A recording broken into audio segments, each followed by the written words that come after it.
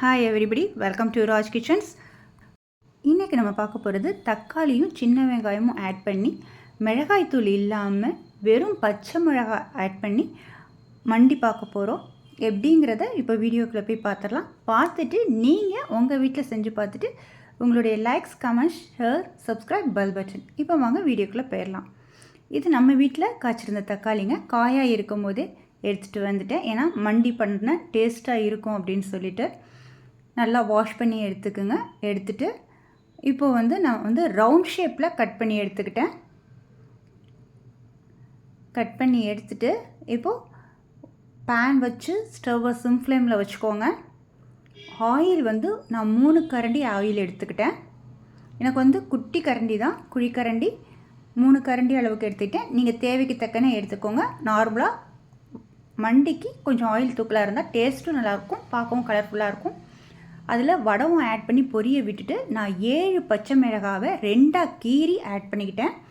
முழுசாக போட்டோம்னா பட்டு பட்டுன்னு வெடிப்பாங்க. ஸோ ஓகே அப்படின்னு சொல்லிவிட்டு நான் 2ஆக கீறி ஆட் பண்ணிட்டேன். அதோட சின்ன வெங்காயம் ஆட் பண்ணியிருக்கேன். ஆட் பண்ணி ஆயிலில் பட்டு கிளறி விடுற மாதிரி பார்த்துக்கோங்க.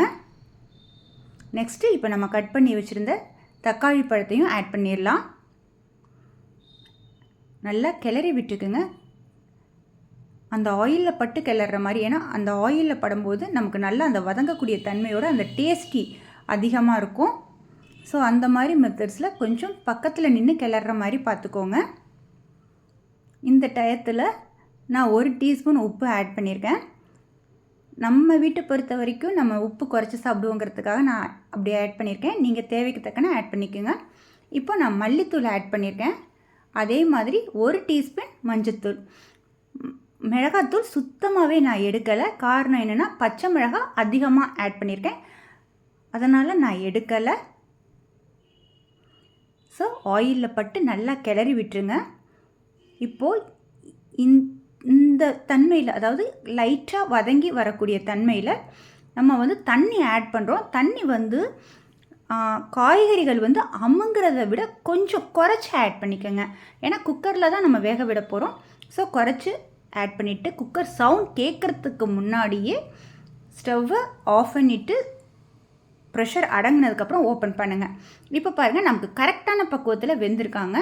இப்படி வேக வச்சு எடுக்கும்போது நமக்கு அந்த தண்ணித்தன்மையோடு கொதிக்க வைக்கும்போது கரெக்டான பக்குவத்தில் வெந்து வந்துடும். இல்லாட்டினா ரொம்ப குழஞ்சிடும். ஸோ ஓகே அப்படிங்கிறதுக்காக நான் இந்த மாதிரி மெத்தட்ஸில் எடுத்து இப்போ ஒரு பேனில் சேஞ்ச் பண்ணி கொதிக்க விட்டுருக்கேன். பாருங்கள், கொஞ்சம் பக்கத்தில் இருந்து கிளறி விட்டு கொதிக்க விடுற மாதிரி பார்த்துக்கோங்க. அப்போ நமக்கு ஒட்டக்கூடிய தன்மை வராது, டேஸ்டியாகவும் இருக்கும்.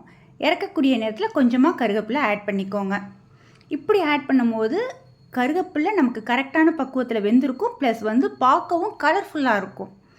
இந்த டயத்தில் லைட்டாக நல்லெண்ணெய் ஆட் பண்ணிக்கோங்க. தேவைக்கு தக்கன நல்லெண்ணெய் ஆட் பண்ணிக்கோங்க. அப்படி நல்லெண்ணெய் ஆட் பண்ணும்போது நமக்கு டேஸ்ட்டு அதிகமாக தூக்கி கொடுக்கும். ஸோ நான் இந்த மெத்தட்ஸில் நம்ம வீட்டை பொறுத்த வரைக்கும் எப்போதும் செய்வேன். அதை உங்களோட நான் ஷேர் பண்ணியிருக்கேன். இந்த மாதிரி மெத்தடில் நீங்கள் வீட்டில் செஞ்சு பாருங்கள். இது ரொம்ப டேஸ்டியாகவும் இருக்கும். கேஸ் சேவிங்ஸோட இதை சாதத்தில் நார்மலாக நம்மளை அப்படியே ஆட் பண்ணி சாப்பிடும்போதும் ரொம்ப டேஸ்டியாக இருக்கும். தொட்டுக்கிறதுக்கு மட்டும் கிடையாது, நம்ம சாதத்துக்கே போட்டு சாப்பிடும்போது ரொம்ப டேஸ்டியாக இருக்கும். ஏன்னா இந்த பழக்கம் எனக்கு வீட்டில் உண்டு, நான் சாப்பிட்ற பழக்கம் உண்டு. அந்த மாதிரி மெத்தட்ஸில் அதோட ஒரே ஒரு அப்பளம் மட்டும் பொரித்து வச்சுப்பேன். அப்படி பொரித்து வச்சு சாப்பிடும்போது ரொம்ப டேஸ்டியாக இருக்கும். ஸோ அதை உங்களோட ஷேர் பண்ணலான்னு ஷேர் பண்ணியிருக்கேன். ஓகே, இந்த மெத்தட்ஸில் நீங்கள் வீட்டில் செஞ்சு பார்த்துட்டு சாப்பிட்டு பார்த்துட்டு உங்களுடைய likes, comments, share, subscribe, bell button.